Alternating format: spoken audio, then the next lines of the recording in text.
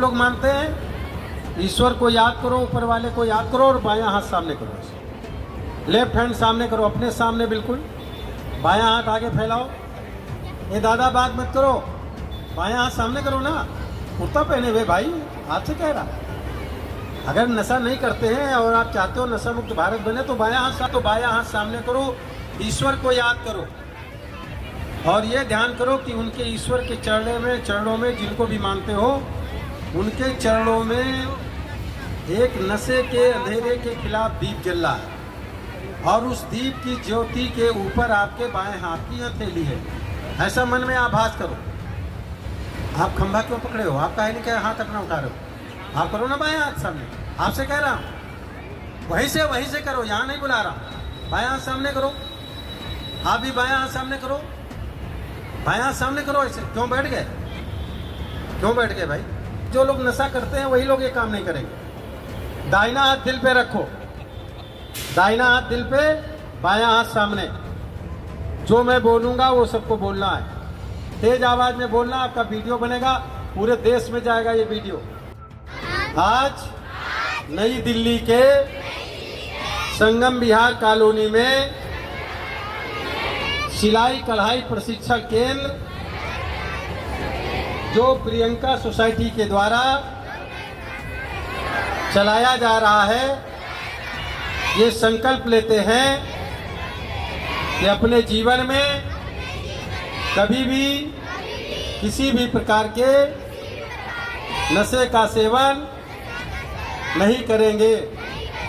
हम ये भी संकल्प लेते हैं नरेंद्र मोदी जी द्वारा नशा मुक्त भारत बनाने के लिए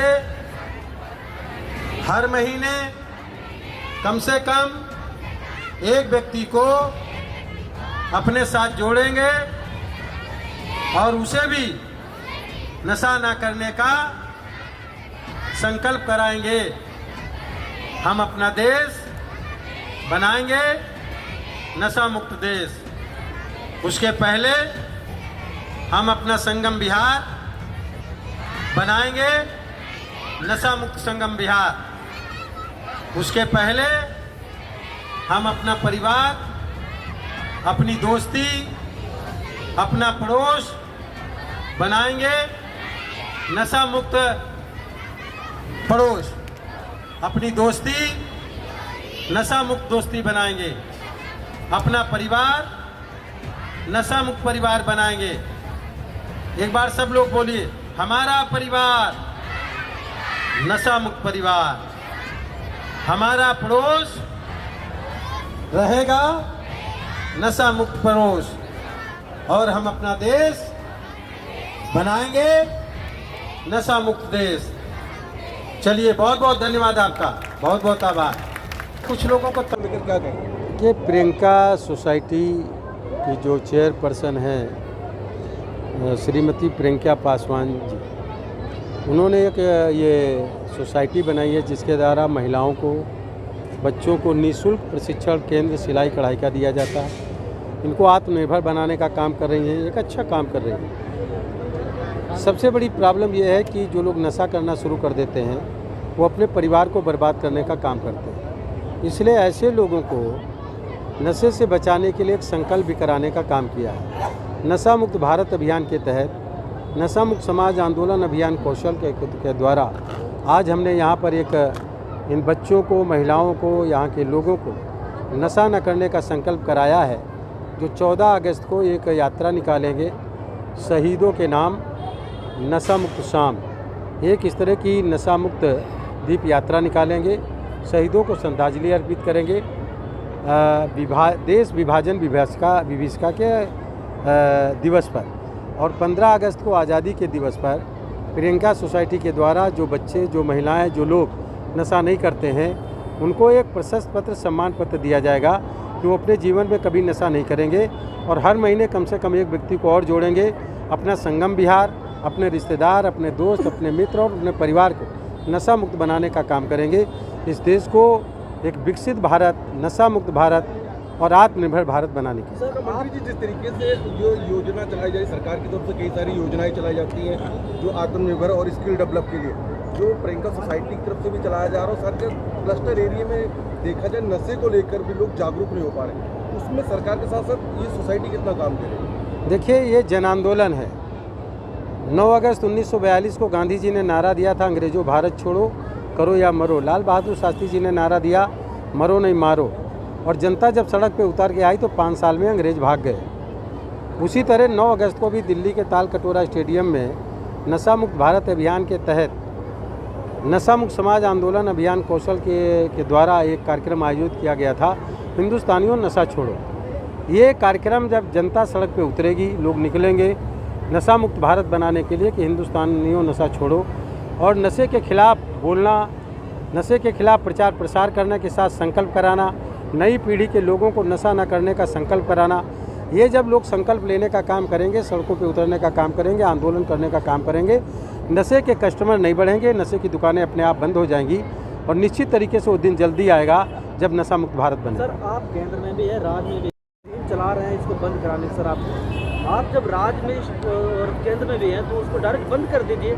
आम जनता, मैं केवल शराब के खिलाफ मुहिम चलाने का काम नहीं कर रहा। केवल शराब ही नशा नहीं है, ड्रग्स है, स्मैक है, ब्राउन शुगर है, अफीम है, चरस है, गांजा है, कोकीन है।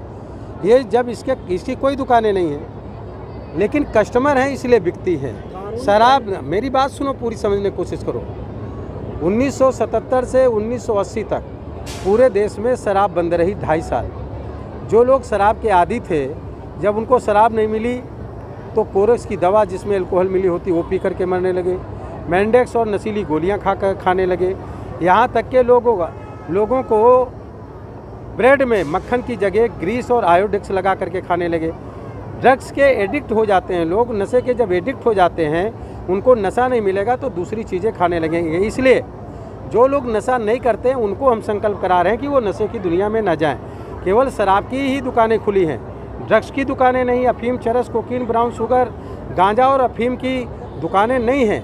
आप लोग समझदार लोग हो, इसलिए मैं आपसे कहना चाहता हूं कि सिगरेट पीने वाला, सिगरेट बेचने वाला खुलेआम अपनी दुकान पर बैठ करके सिगरेट नहीं पीता, शराब बेचने वाला शराब नहीं पी रहा, गांजा, अफीम, चरस बेचने वाला, ड्रग्स बेचने वाला खुद नहीं खा पी रहा है, वो केवल कस्टमर बना रहा।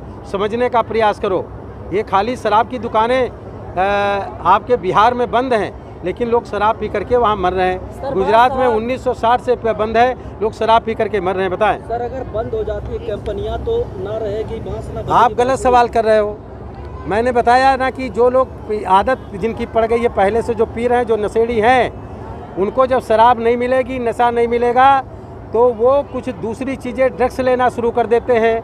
यहाँ तक कि इस कोरोना काल के पीरियड में लोगों ने सैनिटाइज़र पी लिया जब उनको शराब नहीं मिली।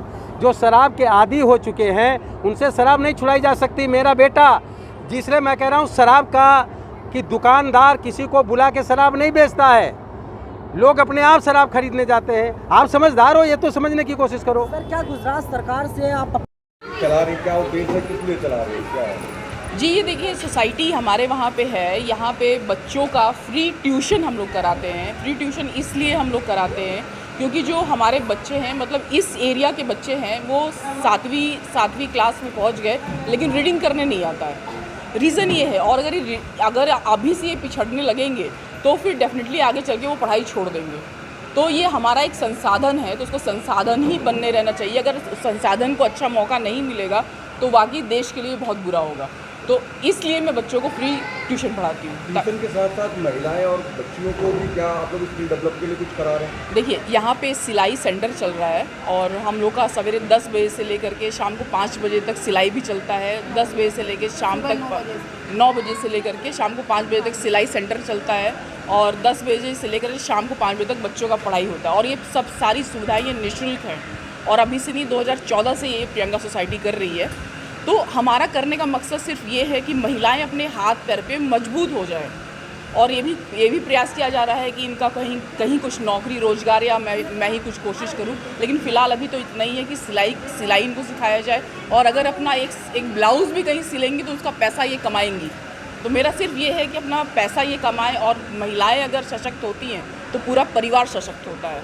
नशा मुक्त को लेकर भी आज संकल्प दिलाया केंद्रीय मंत्री ने, किस तरीके से आप लोग आगे इस मुहिम को चलाएंगे? जी, यहाँ की जो महिलाएं हैं वाकई इस चीज़ के बारे में हमेशा बात करती रहती थी और मंत्री जी के साथ जुड़ करके उनका यही जो है नशा मुक्त भारत, ये मेरा मुख्य उद्देश्य था कि इस उद्देश्य के साथ जुड़ा जाए और मैं जुड़ी हूँ। और यहाँ पे भी हम लोगों ने बहुत ज़्यादा यहाँ भी हम लोगों ने संकल्प लिया है।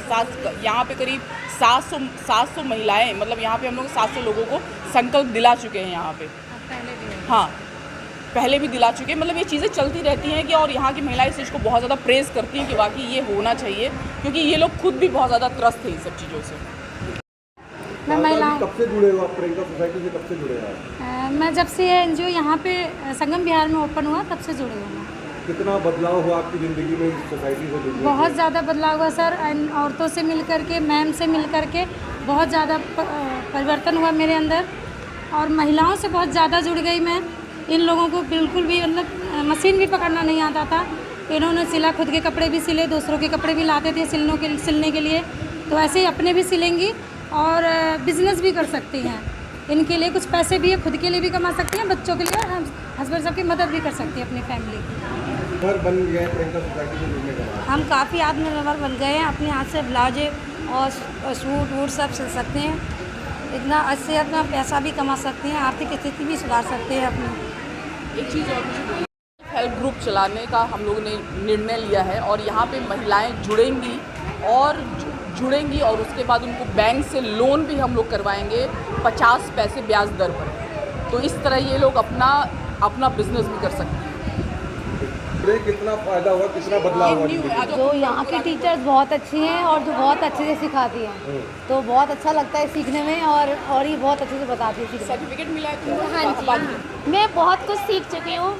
जितना सादा मैम ने हमें सिखाया है, बहुत अच्छे से सिखाया, और मैं अपने भी कपड़े सिलती हूँ और दूसरों के भी मैंने काफ़ी कपड़े सिले। एक दिन मैं सिलाई कर रही थी, मैम आई थी, मैंने इनको भी ब्लाउज लेकर दिखाया था कि देखो मैम ये मैंने सिलाई की है। मैं लगभग सब कुछ सीख चुकी हूँ। बहुत अच्छा सिखाती है।